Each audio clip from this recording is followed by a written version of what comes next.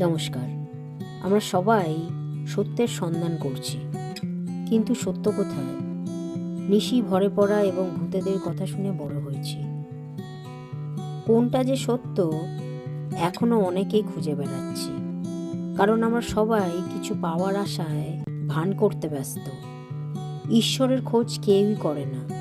সবাই শুধু ব্যবসা, তা বাড়িতেই হোক বা বাইরে, এমনকি সম্পর্কগুলোর মধ্যেও। ওকে মন্দ আত্মায় পেয়েছে। তাদের এই কথার জন্যই তিনি এই রকম কথা বললেন।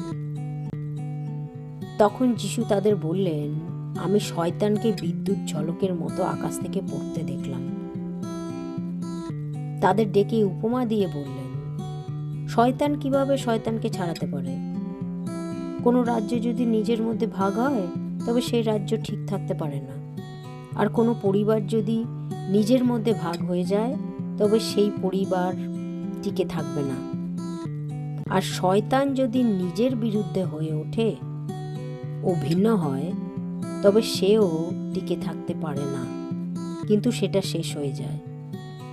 আমি তোমাদের সত্যি বলছি, মানুষ যে সমস্ত পাপ এবং ঈশ্বরের নিন্দা করে, সেই সমস্ত পাপের ক্ষমা হতে পারে। কিন্তু যদি কেউ পবিত্র আত্মার নিন্দা করে, তবে তার ক্ষমা নেই।